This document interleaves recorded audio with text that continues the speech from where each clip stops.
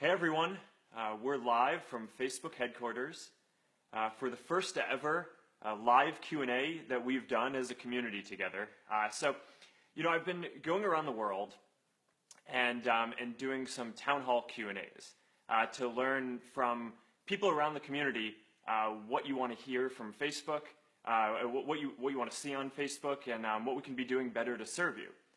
And we've done about 10 of these as I go around the world to different cities. And, recently we've launched this new product live, which allows us to hear from people all over the world live. And, these town hall Q&As have been modeled off of internal Q&As that I've been doing at Facebook for many years now. And a few weeks ago, I started off trying to do an internal live Q&A, and I found that it was just so much more fun and engaging, and I could see people's comments as I was going. So rather than just having a few hundred or a few thousand people in a room, we could do this here, and we could have tens or hundreds of thousands of people participating in a town hall Q&A together all across the world. And it seemed like just a great opportunity to give this a shot. And to see how this goes, so I could hear from more of you at the same time and see if we can have a better dialogue this way.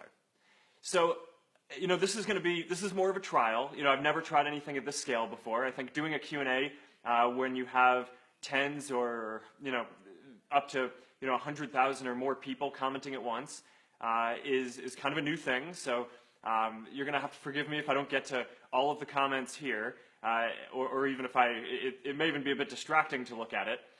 But here's what I'm going to do. So I posted last week talking about that we're going to do this Q&A.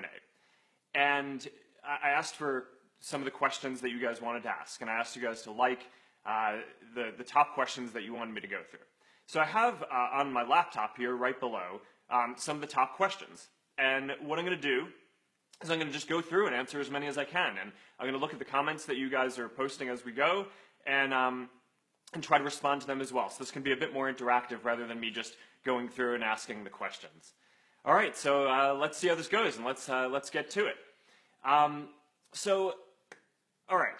Now, before we get into the questions today, on a more serious note, I want to call out a comment from Juan Pablo Corzo from Deerfield Beach in Florida, here in the U.S., about the terrible tragedy that happened this weekend in Orlando. And Juan says, we all together need to start using social media and technology to find solutions to humanity's problems and to work together towards peace. And we all need to act together now. And that comment struck me because I completely agree with that. I feel like that's what we need to do as a community. And one of the things that I'm so proud of that our community does is whenever there's a tragedy around the world, we always find a way to come together. Whether that was the earthquake in Nepal, where our community raised a record-breaking amount of money to support the people who were victims there. In the last few days, we've seen that again, where so many people have expressed support for the victims and their families. We have complete strangers sending out links, telling people how they can donate blood and support the people, the victims and their families. So, we're going to keep all the people who are affected, victims, and the whole LGBT community in our thoughts and prayers from Orlando. Unfortunately, there was another attack just last night in France where a police officer and his family were attacked, and there are really sad attacks like this going on all around the world. So we're going to keep them in our thoughts and prayers. And I just wanted to say something up top about this before we get into the Q&A, because I know it's on so many of our minds, and it's really important. And I'm really proud of our community for coming together and doing what we can to support these folks. So, all right, now I'm going to get to the rest of the questions on the laptop below. And the top voted question on the thread, it had more than 1,000 votes, is it's a product question, a feature request. Could you please give us folders to store stuff and find it easily, like recipes? Please. That's from Maria Kennedy in Sydney, Australia, and it had more than 1,000 votes. And one of the things that I love is as I do these town hall Q&As and go across the world to different places, I find that the questions that people in our community ask are so different from the type of questions that you'd get in a typical interview on TV or in the media. And so many people in our community, they ask about very specific product questions and feature requests and things that they want to see. And so it's actually not a surprise that this is the top voted question. So, will we give folders to store stuff and find it easily? So here's how we think about this. There are all these different types of things that people care about. There are day-to-day moments with your friends and family. Almost everyone has an interest or something that they care about, or multiple interests. And we want to create spaces and tools for you to share everything that you care about with everyone who you want. And some of the time that's going to be taking a photo or a video and sharing that into newsfeed so that your friends can see it. Sometimes that's going to mean publishing something to the whole world, like this live Q&A where lots of people can participate in it at once. It's a completely public thing. But some of the time that also means sharing into more private or more topical spaces, right? So one-on-one message thread that you have with your mother, or a group for your family, or for your church, or a soccer team, or one of the groups that I'm in. I have this crazy little Hungarian sheepdog. It's called a Puli. He's really an adorable dog. His name is Beast. You can look him up on Facebook. He's got a page. He actually has quite the cult following. And I just love Pulis. So I'm a member of a bunch of Puli groups, so I can see all the different content and share different content about Beast without bothering my friends because I'm sharing too much. So when it comes to things like cooking and recipes and being able to store these and have a safe space where you can share them with people who care, we're working on products like that. Groups, for example, has more than 1 billion people using it around the world to engage in groups around their topics and things that they care about. So so I think that's a good first question to kick this off, and is a bit light. All right, I'm looking at some of the questions that are coming in. There's some pretty good ones, especially one of the crazy things when you do these live Q&As is some of them are very silly. So we got one. Mark, are the allegations true that you are secretly a lizard? I'm gonna have to go with no on that. I am not a lizard, but keep the high quality comments coming in, please. This is surely on track to be a great live Q&A if we continue getting stuff at that level of quality. There's actually a lot of funny stuff in here too. I'm going to go to one from Pamela Spiteri. I'm so proud that you talk about education. What worries you about education and technology, and how can we as educators help out with limited resources? And this is from a teacher from Malta, which is an island in Europe.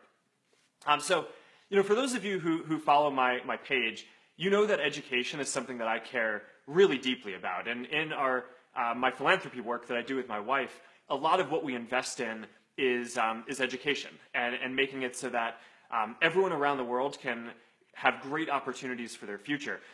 And one of the things that I'm most excited about right now is personalized learning.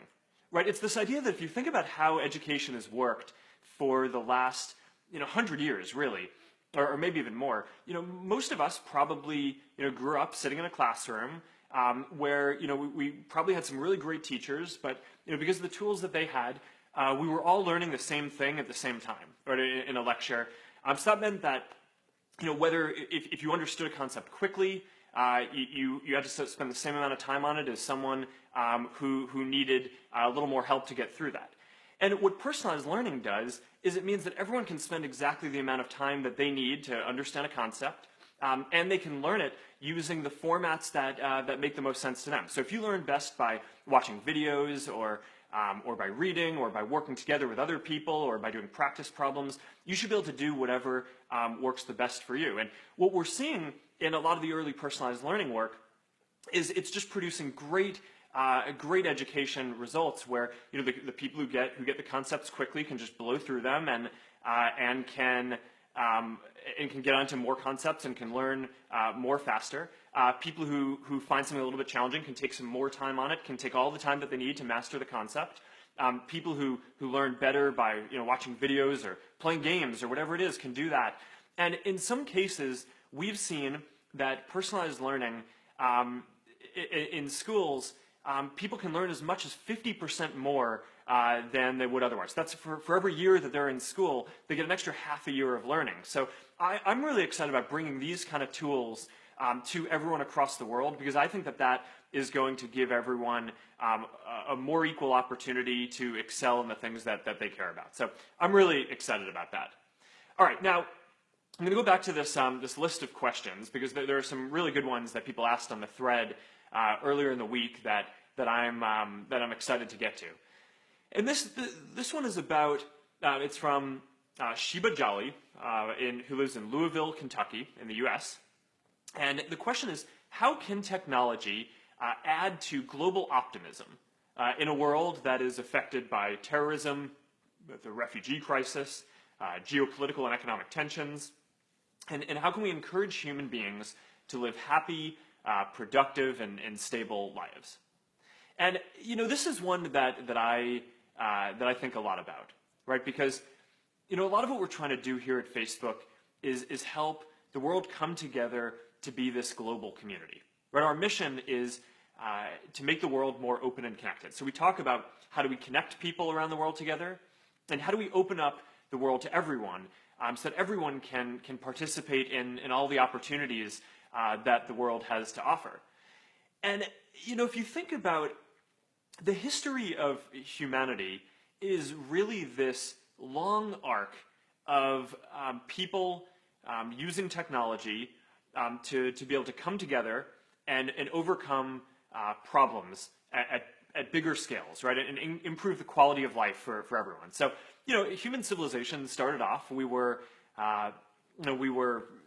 hunter-gatherers, right, and we lived in these tribes of, probably no more than about 100 people, and then over time, we developed new technology like agriculture. You don't really think about that as technology today, but from that perspective it was, and that allowed us to settle into villages and cities, and over time we developed more technology in terms of how we can trade and work together at larger scale, and we developed into nations, and at each step along the way, our communities were able to have more people. And our quality of life got better, and we lived for longer, and we lived safer and healthier lives.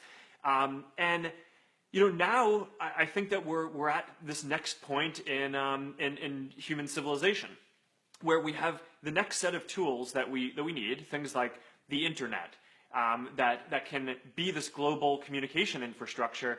But I think we need to move, just like we went from kind of hunter-gatherers to villages and cities and then nations. I think we now need to come together as a global community, because a lot of the problems that you're talking about, whether it's terrorism or the refugee crisis or climate change or global diseases spreading around the world, these are not things that can be solved by any one city or one nation or one small group of people. They inherently affect everyone around the world. So what I think that we need to be doing as a technology industry and a community is trying to build this technology so that, just like at every other point in history, people can come together and kind of level up humanity and get to the next level and start to see ourselves less as just nations of people and more as a global community of everyone living together and trying to take on these problems. And at each one of these steps in the past, it's required new technology, it's required new political systems and ways of doing things in order to organize everyone together. So it's not going to be easy. We have a lot of work to do, but I think that in the 21st century, we all need to start thinking about ourselves more as citizens of the world in order to solve some of these problems than just as people who live in one specific country or city. And so that I think is the biggest part of it, is how do we connect and come together and build this kind of global community and build a global infrastructure towards that. The other piece that I think is really important is how do we open up all the opportunities of the world to everyone, right? So, we talk about, how can everyone have access to education, right, and health, and, so much of that is we need to make it so that that this kind of global infrastructure goes everywhere. And one of the parts that I'm really passionate about is spreading connectivity, right? Because the internet, it doesn't solve all problems, but it does help out with a lot of things. And because if you're living in a village that doesn't have access to good education, then the internet is probably one of your best shots at being able to look up the information that you need to be able to get a good education. Or if you have a child and you're trying to take care of your child and you live in a place that you don't have access to a good doctor, the internet is a good bet for you to be able to look up the information you need to be able to safely raise your kid. And today, more than half of the world is not on the internet.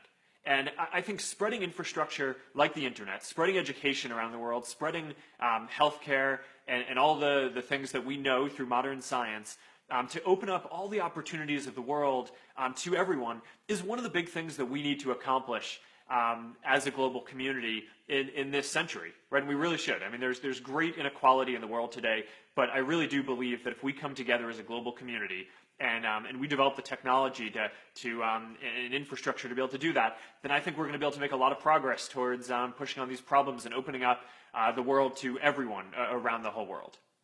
All right. I'm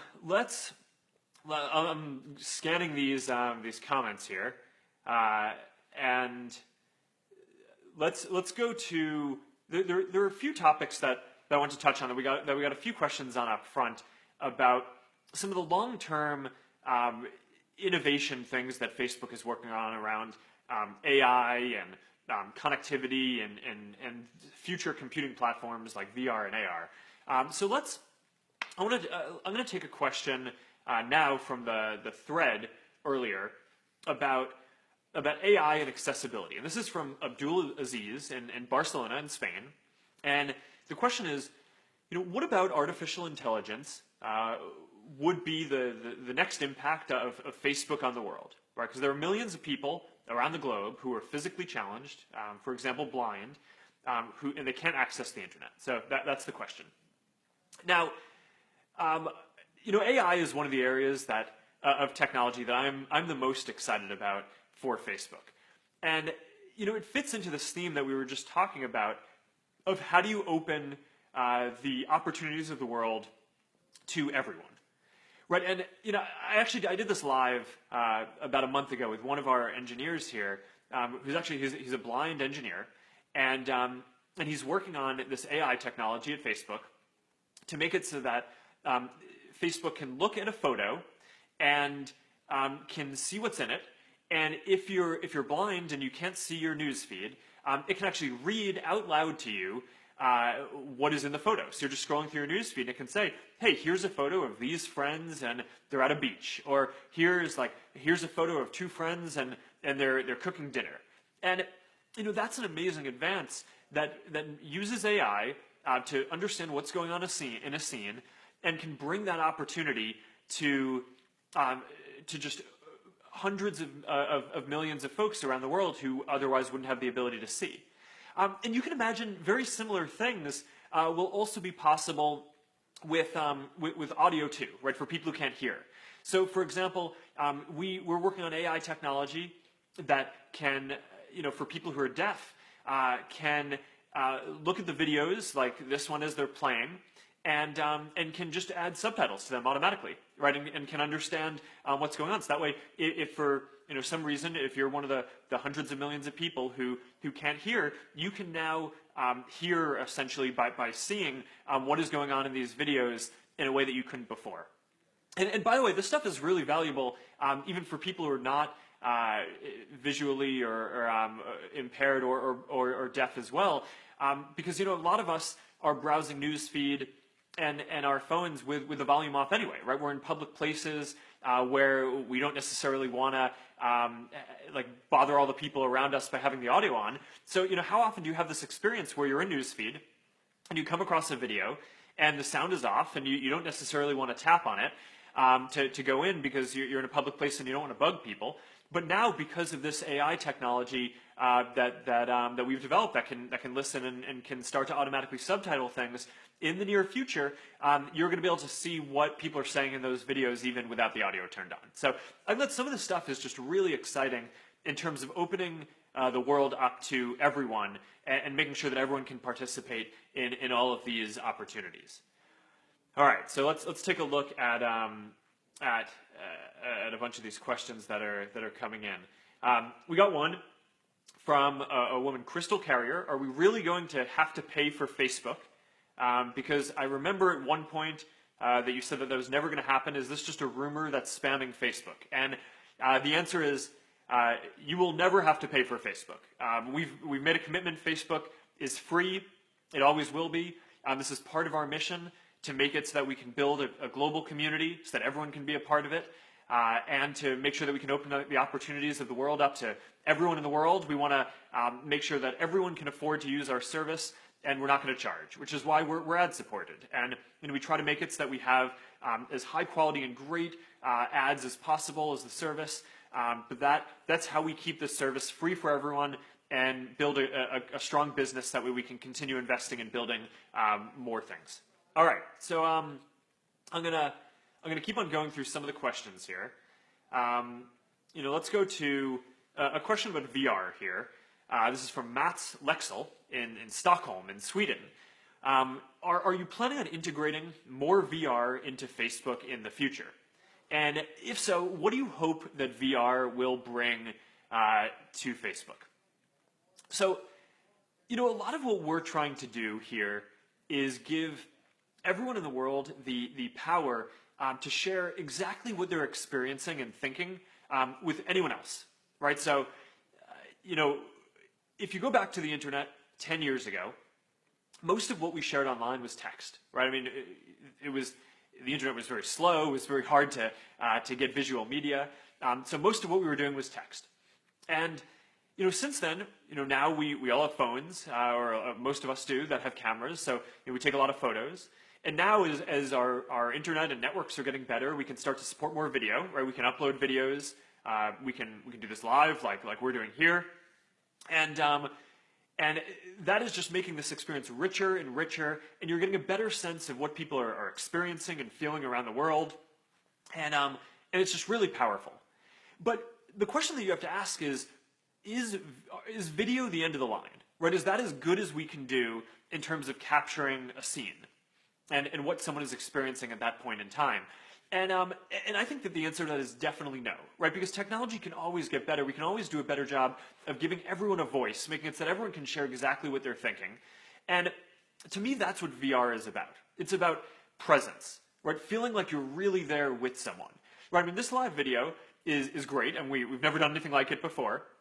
It probably gives you, more a feeling that you're here with me than if you just watched a video afterwards, or if historically we would just be in a position where we'd have 100 or 1,000 people in a room, and kind of that would be it. But now we have more than 100,000 people, I think, are watching this, so that's kind of a new thing. But VR will give a new kind of presence, where you'll be able to capture a whole scene in 360. We've started doing these 360 videos and photos. I shared one yesterday of this conference room. You can go check it out on my profile, where you can just pan around it. And it feels like you're really there in the room. And in the future, I think just like this live Q&A is better, and you feel more present here than we were able to do before. I think in the future it'll just get even better with VR, right? So in a few years, maybe we'll all be able to all actually physically be together in the same space in VR. Maybe we'll have some kind of VR amphitheater, and we'll have a VR Q&A. I look forward to that.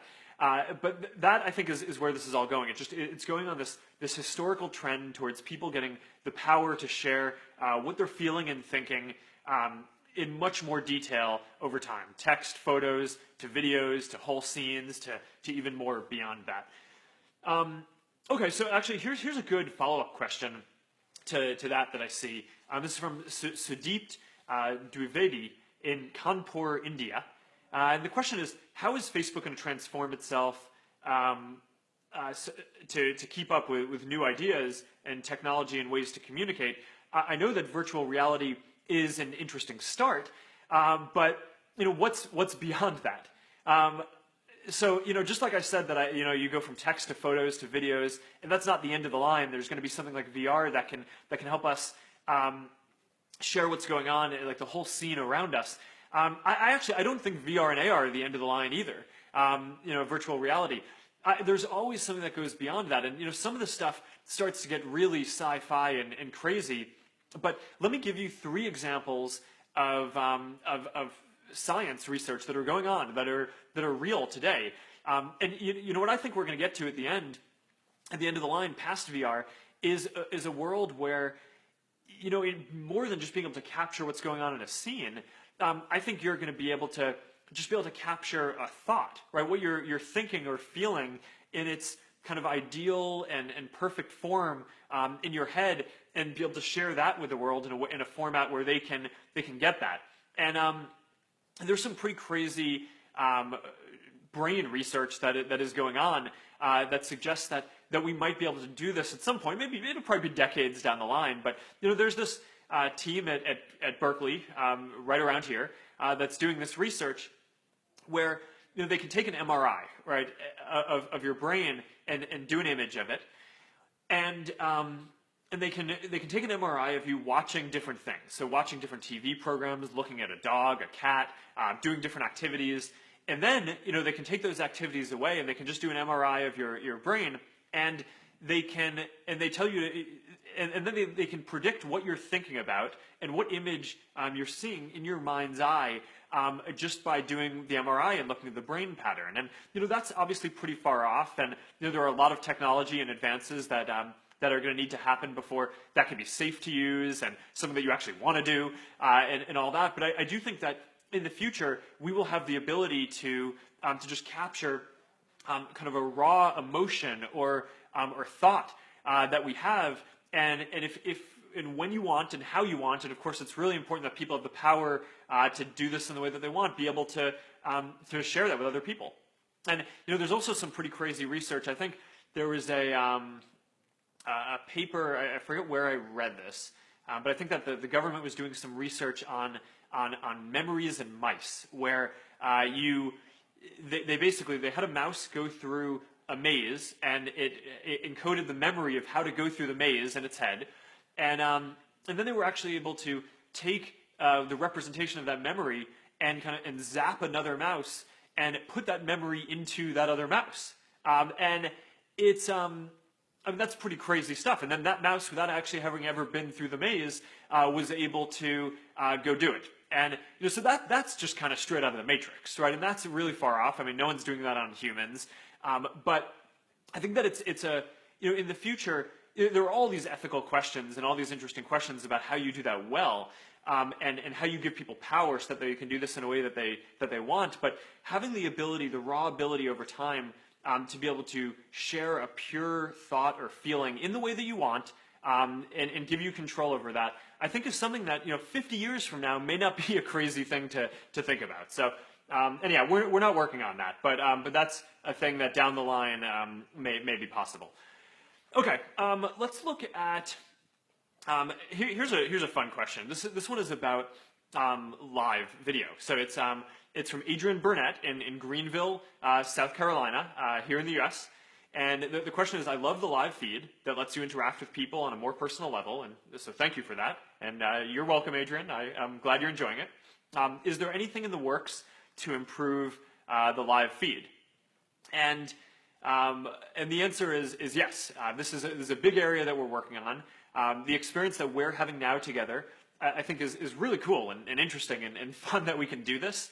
But I think that there are a lot of things that would be a lot better. So, for example, Adrian, when you asked that question, rather than me just seeing it on a comment and being able to read it, I mean, how cool would it be if you could just pop in and be on the video with me for 10 seconds to ask that, and we can chat back and forth. and people could drop in. But, live, one of the reasons why I'm so excited about this is it's a completely new format. It's not just video, right? Because we're interacting, right? Like there are people all around the world who are writing in comments and we're hanging out, right? We're chatting. This isn't just a one-way thing where I have a camera and I'm recording and some people are watching it. This is actually, we're able to just, I can go live and create this space where we can hang out together, and people can just pop in and comment. And in the future, I think it would be awesome if I could see more of you guys, see what you're up to while we're doing this if you want. And people could just jump in and hang out in different ways while we're doing this. So we're going to get there. We have a long roadmap of things to make this better, but it's really early days. We just started rolling this out, I think, just a matter of months ago, and already a lot of people are using it. So I'm really excited about live, and I'm glad that you are too. Okay, so in the similar to this question about live videos, one of the other new video formats that we've rolled out recently is 360 videos, and we have a question from Vic Croatia in Cypress, California, here in the U.S., and it's 360 videos are incredible. I just couldn't believe what I was watching. How do you do this? So I'm not sure how much of a technical explanation you want on this, but the short answer is 360 videos and 360 photos are a bit different. To make a 360 video, because you're capturing a scene as it's happening, you need to have multiple cameras pointed in different directions. So you can do it as simply as just having two cameras, one pointed that way, one going in the other direction, or you can have these really professional, complex rigs, like one that Facebook designed, that have as many as maybe 36 cameras on it that really capture every direction in a lot of detail. And then you look at all the video streams, and basically you just use a bunch of math to stitch them all together and create one file.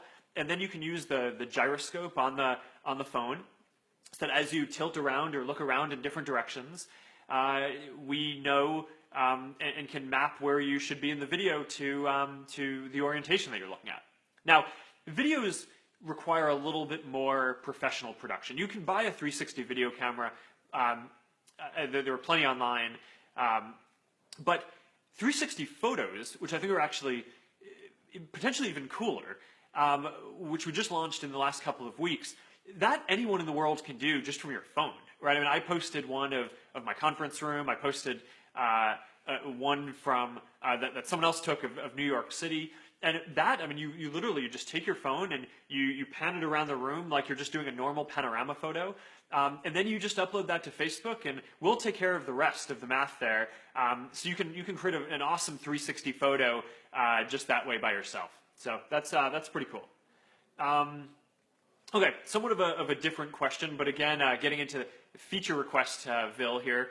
We have a question from Clark Vista in Manila in the Philippines.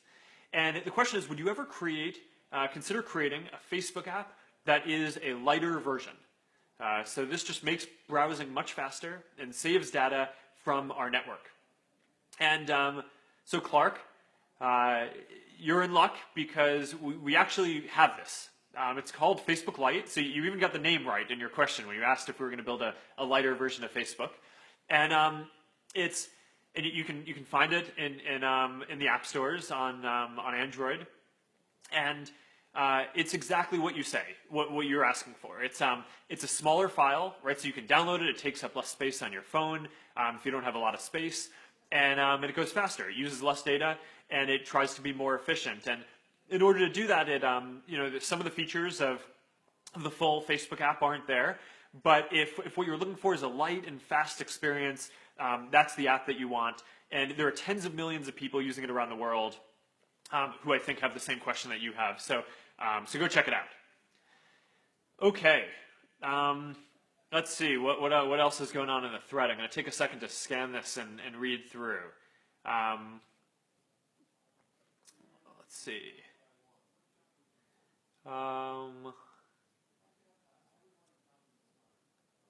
All right, so here's one. This is an entrepreneurship question from Arvind Kanapan.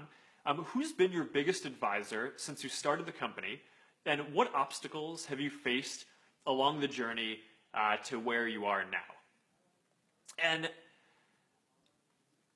You know, I think this question of who your mentors or advisors is a pretty common question from entrepreneurs, right? Because people, everyone has dreams of what they want to do, and the question is, like, where do I go seek out advice to get that?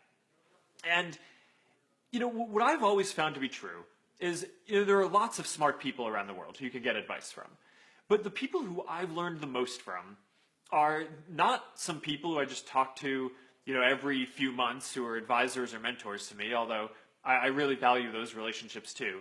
But the people I work with every day, right? So, people who are on just the core management team at Facebook, some of the best engineers that we have here, and product thinkers and designers, those are the people who I'm working with day in and day out on the work that we're doing, who are out building new things and learning new things, and we're sharing our perspective every day. So I actually think if you want to think about how to build something great, or really, even if you're not trying to be an entrepreneur, but really in anything you do, I think you should ask yourself this question of, how much am I learning from the people around me who I'm working with? Because most of your learning is going to come from them, right? It's not going to come from some mentor that you have somewhere else, even if that's a cool opportunity for you. It's the people who you surround yourself with on a day-to-day basis who are really going to determine a lot of what you learn and the perspective that you end up seeing. And that can be an intentional choice that you make, is who do you want to surround yourself with? What kind of an environment do you want to be in? And if you're in an environment where you're not learning as much as you think you should be, if you don't have the people around you who you think are going to inspire you to do the best work that you can, then think about changing something, because that's a big deal. And in my work here, certainly, I've learned more from our core team, folks like Cheryl and Chris Cox, who runs product here, and Javier, who runs all of growth and analytics, and Mike Schreckfer, who is our chief technology officer at the company. That's kind of the core crew of people who, I've worked with most of them for almost 10 years, and I learned more from them than any external mentor. Okay, let's look at the thread again. Here's some kind of funny. Here's a good one. I love this. This is from Nate Brunner, right here in Palo Alto, so right nearby where we are, in California, in the U.S. And I love this one. The question is, hey Mark, my friends and I are living in Palo Alto at your old house in Barron Park. We wanted to know which room you stayed in during your stay at 819, which is the address of the house. And that one brings back some memories. When I first moved out here, I was a Harvard student. I just finished my sophomore year, and I'd been kind of on the East Coast for a few years straight, and I thought, hey, wouldn't it be awesome to spend the summer out in Palo Alto? Right, Palo Alto is kind of this magical place in Silicon Valley where all these startups come from, and at the time, I didn't actually think that that Facebook was I wasn't focused on building it into a big company. I wanted to help connect folks who were in college, who wanted to see what was going on with their friends and share with them. And I thought that it would be awesome to come out here and learn for the summer. So we got this little summer sublet at this house that apparently, Nate, you're staying in.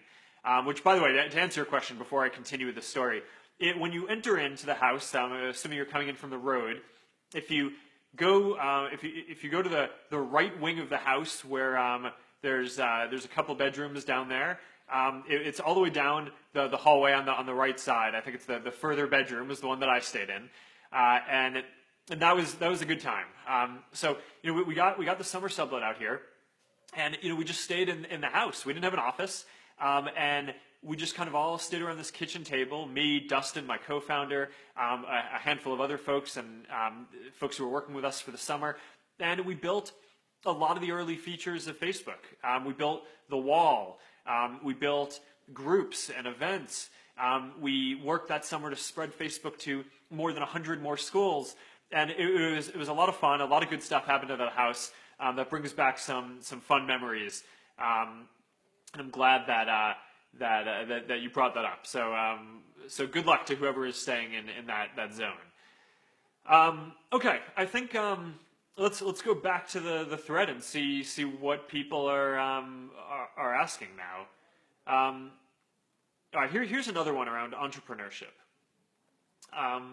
It's from Bairut's Mark in Jaipur, India. If you have to start all over again as a teenager, what would you like to take up as your startup? That's it's a good question. The way that I think about building a company is it's all about what change do you want to make in the world.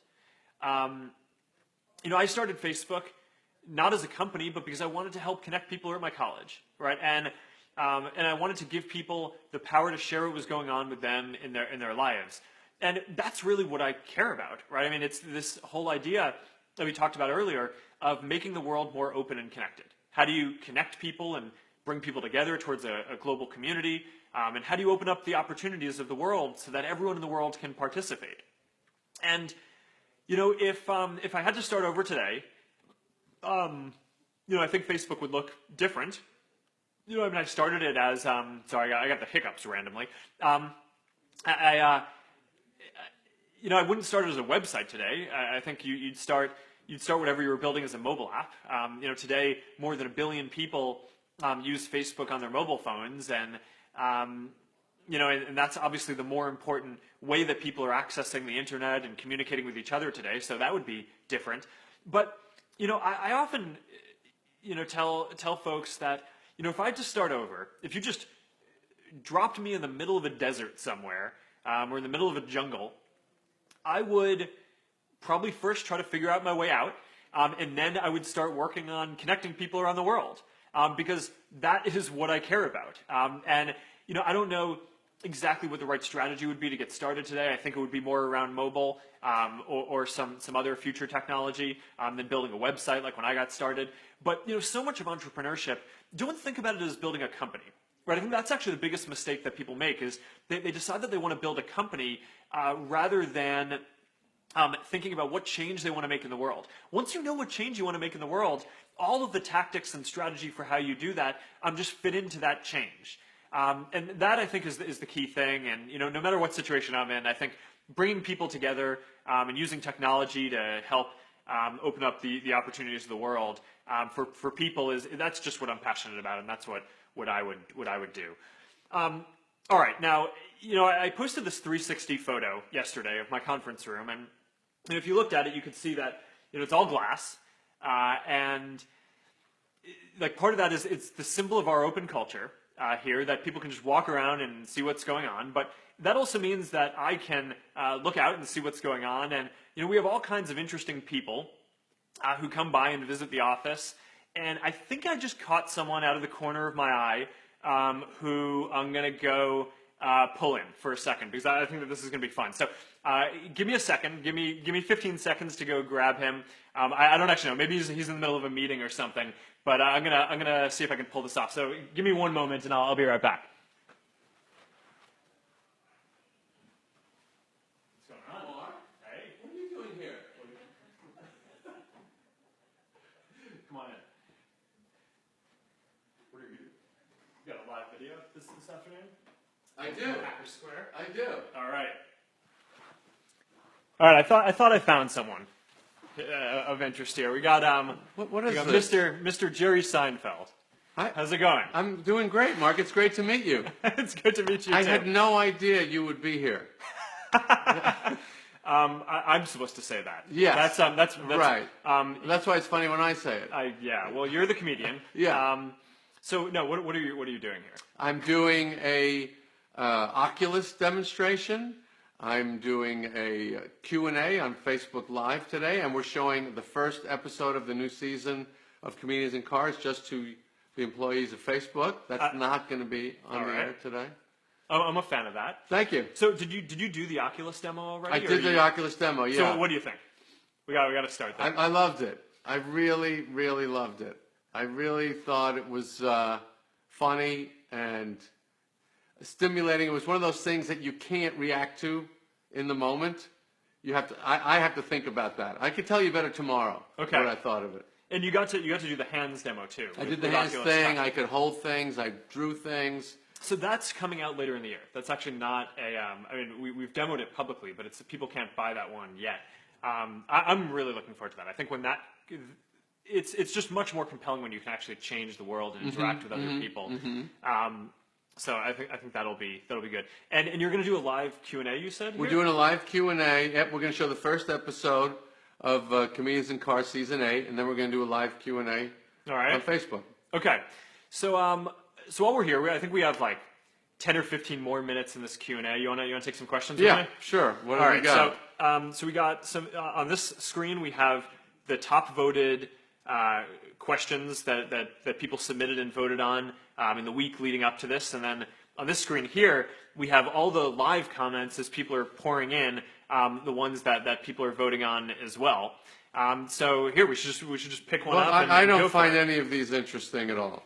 All right, well then improvise. What I would like to know, first of all, I'd like to know what time you woke up.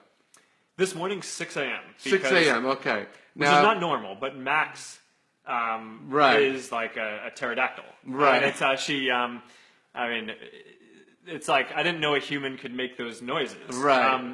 But I guess that's the way it goes. I was never a morning person. Max is definitely turning me into a morning person. So you get out of bed. Oh, I didn't say that. Oh. You asked me when I woke up. Oh, I see. So you wake up and you stay in bed. Well, you guys, someone's got to go calm her down. But and then what do you do? This morning, I went for a short run. Okay, before that, I want to know the very first thing you do. You get out of the bed. You go to the bathroom. Oh, I don't. No, the first thing I do is look at my phone. Oh, you look at the phone first. Yes. Okay, that's interesting. Yes. Yeah, I do that too. And what do you want to know? I usually want to know, did the Mets win or not? That's what I want to know first. Oh no, that's not my thing. I'm not that. I know. Although what you do. I look at Facebook. Right. To see what's going on in the world. Right. Right. And I check my messages. I look at Messenger and WhatsApp. And how many minutes would you say you spend? It depends on where you go. I gotta go to the bathroom. It depends on what's going on in the world. On a good, calm day, right? It'll probably be no more than a few minutes, right? And so you stay in the bed, or you sit up on the edge of the bed. Yeah, I think it's. I'm You're lying not down. Sure. I'm lying down. It's on the night table, and I just pull it in, and it's actually a pretty sad situation, to be honest, because I have contacts, right? I mean, I can't see that well. Right, me too. And before I put my contacts in, I often go look to see what's going on Facebook too. Mm-hmm. But I'm very nearsighted, so I'm like, yeah. Right. I put the phone. So that's probably not my best moment. No, it's not anybody. But I mean, I wasn't planning on talking about this publicly. But well, that's what I like to do. This is what I'm interested in. Okay. And then, do you take a shower, or you work out first? Or you you're going for a run? I think the better strategy is to work out and then you shower. I think not Barack Obama. He likes to shower and then work out, shave and work out, which I found to be very odd. That doesn't make any sense. It doesn't make any sense. I guess you could do that. But he said to me, "I'm the president, and I do what I want." So I didn't pursue it after that. Yeah, no, that's not me. I try to go for a run or work out, and that's a good way to start off the day. That is good. That is good. Okay. Now this person wants to know: are you marathon training? Somebody told me that you're going to run 365. Yeah, so days or something, or hours. So I have two. I do these personal challenges every year, right? And this year I have two. One is to run 365 miles, so an average of 1 mile a day, and then the other one is to build. That is not a challenge. Yeah, I know. A mile a day. I know. So that was the easy one. Yeah. The other one is to build an AI that controls my home. Okay, that's a little more challenging. Yeah. So I figured, doing something physical is good. In order to offset all of the sitting that I'm going to be doing writing this AI. So the AI is going pretty well. I can now basically talk into my phone and tell it to turn off the lights or turn up and down the temperature. That's or good. Let people in through the gate. The new thing that I'm working on is we have this camera at the gate, and it can now look at who's coming up, and even before they ring the doorbell, know if I want to let them in. So, if, take like my wife, for example, she's a good one to let in. Right. She can just walk up and it's like, hey, Priscilla, come in. Right. And so that is, that's a pretty fun one that we're working on. And, maybe I'll do a live in a few weeks demoing some of this stuff. Right. Isn't it funny how we work so hard to just eliminate a little bit of effort? I mean, to get the door is not that much work, but we are going to put in a tremendous amount of work to just save us walking to the door and opening it. Yeah, this one the challenge is more about the practice of writing this code, Sure. and learning about AI than Sure. actually having it. Right. In a few years, I think there will be better technology that can do a lot of this stuff. Mm-hmm. But I enjoy the process of writing something that can understand the language, that can understand voice, that can do the vision processing of like as someone's walking up to the door, can try to figure out who it is. And that part is interesting to me, and I think in running Facebook, the technology company, it's I think also good practice, right? I mean, if I'm completely out of touch with the stuff that people here are doing, then I'm probably not going to do that good of a job of running the company. So there's that. Then the running challenge was supposed to be super easy, right? It was supposed to be 365, like you said. You were making fun of me a second ago. It's like, you should be able to run 365 miles. Yeah. So you're right. I would call that a running pastime or but side project challenge. So, but I have a way of making things more intense than they should be. So, Right. so we That's good. So I started training at the beginning of the year. I wasn't sure how this was going to go, and I think it's going too far. I've now gotten to the point where I can basically just wake up in the morning and like bang out a half marathon or a marathon if I want. So I decided I'm actually going to start training for a triathlon. Right? It's like, all right, Really? instead of just doing running, let's do biking and swimming too. So I went to the bike shop last weekend, and I didn't even have a bike when I decided to do this. Right. That's a great smell, the bike shop, isn't it? The rubber and the... No, I didn't notice any smell. You didn't notice the smell? No, I'm not a very... I love the smell of a bike shop. Well, I think it was my first time in a bike shop. So I went and got a bike. And on my very first ride, so I got these clips, right? So you I know the clip clips. in. If you're going to be an intense bike rider, you go for it. And I've never done that before. So I went for a ride with my dad, and we, like 10 seconds in, I came to a stop sign, didn't unclip. Oh, God. Fell. That always happens. Braced, broke my arm. This arm is broken. No, it's It looks a little swollen there.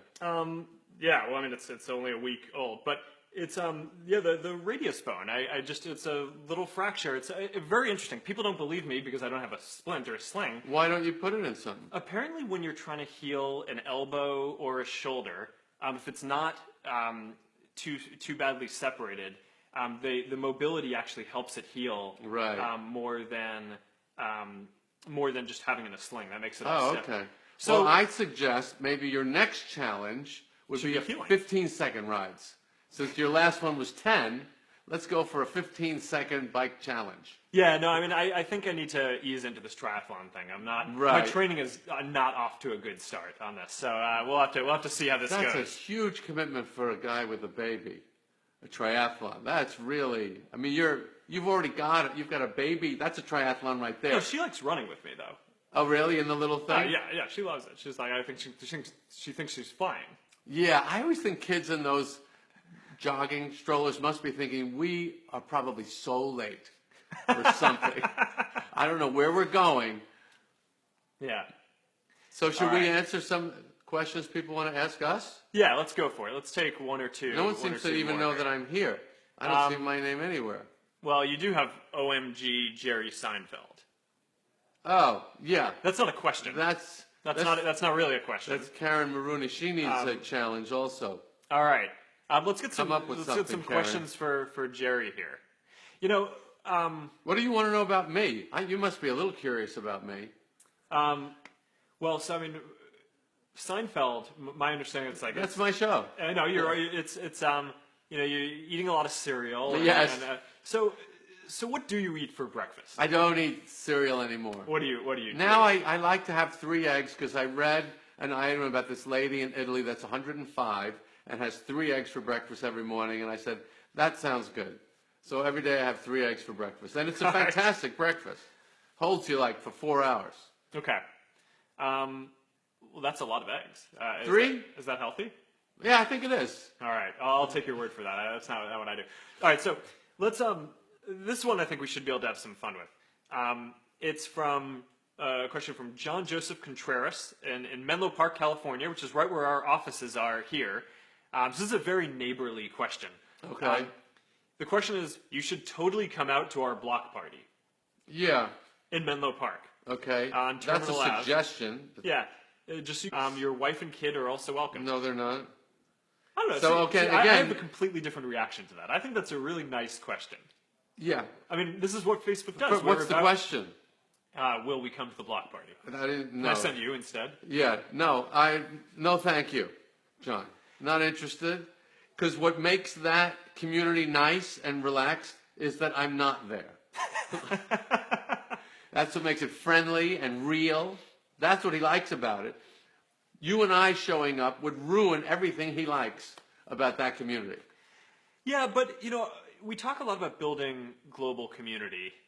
And I do think that a big part of connecting the world and building a community for everyone is also, starts from local communities. And so I don't know. I think playing a part in our local community is an important What thing part for us would to we do. play besides people going, can I take a selfie with you? Well, we could eat his food. Okay. No, we could bring food. Yeah. All right, here, I think you got some more No. questions here. So, Jerry, what do you think Kramer would do with Facebook Live? Oh. And hi, Ben, which I don't understand that, but you apparently Hi, do. Ben. No, I don't know who Ben is. Hi, Jerry.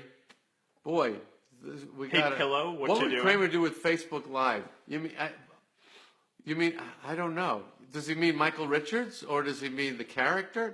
Does he know that it was a fictional show? This is all you get. You're not gonna I don't- get clarification. I for don't that. think he would do anything with it. He'd be on Facebook because he's a very social person All right. and very into connectivity. Your goal was to take the social experience and put it online. Mm-hmm. My goal is to take the actual human social experience and get away from that. Get away. Yeah, I would like to eliminate the entire social experience. Why? That sounds terrible. Yeah, because I don't feel comfortable. Stand-up comedy is a way to interact with people in a completely anonymous way, unconnected. You never meet any of these people. You never really. It's a completely that's the first virtual reality. Is stand-up comedy. Interesting. So it seems like we have completely different reactions Completely, to yes. dealing with our social insecurities. Yeah. You try to project that, and How can and I get away? try to get everyone Yeah. in the world to socialize Right, and come yes. together. So all right. Let's see. Is there one more good one, and then we should probably wrap up. I think we have time for one more question. This has been a pretty fun live Q&A. I don't know. Do you see anything on here that you want to go through? Oh, here's one. Talk about transcendental meditation. That's something you would love. Do you do that? No. Oh, you'd love it. It's great. Why? It's tremendous energy and relaxation at the same time. TM's the ultimate work tool. That's how I would sell it. Interesting. Okay, let's move on. All right. Well, that was, I think, supposed to be the last one. Oh, Other all than right. how about swimming, which I don't. I How think about that was probably swimming? going back to the triathlon. Hard to swim with a broken arm, but I'll be back at it in a couple months or so. Can All I right. tell you how many times people here today talk to me about the broken arm? Well, they probably thought that if we were going to meet, that Yeah. that they should warn you not to shake my hand. Yes, that's what they did. Yeah. They really looked after you. Well, I appreciate. Don't that. ask him. Don't pretend that you know about it. But if he brings it up, the arm is really broken. It's really a big thing going on at the company today. Yeah. Well, I'm not quite sure how to react to that, Yeah, but it's nice fun. that people It's fun. care about People- you. Well, yeah, but it gives people don't kind of know what to do with a broken arm that doesn't at all look broken. My wife wants me to put a temporary tattoo on it that says broken. That's a So great that way- idea. I mean, I actually think it's a terrible idea. But Really? I mean, but it's actually, it feels pretty fine unless I try to lift something, and then it hurts. So I do Right. actually kind of need to remind myself about it. But all right, so look, we have tons of questions that are coming in. We could do this for a long time, but I think we should probably wrap this. I'm going to call this a successful live Q&A. You know, I think when we do this in the future, we probably won't always have such interesting guests who can come in and all right. and do this, but this was a cool treat to have Jerry wandering around the office and be able to pull him in for this. So thank you guys for tuning in and hanging out with us for an hour, and for all of your comments and feedback on what we could be doing to serve you in the community better. I look forward to doing more of these in the future, and keep writing in with what you want to see from us. All right, thank you guys. Talk to you soon. Bye. All right.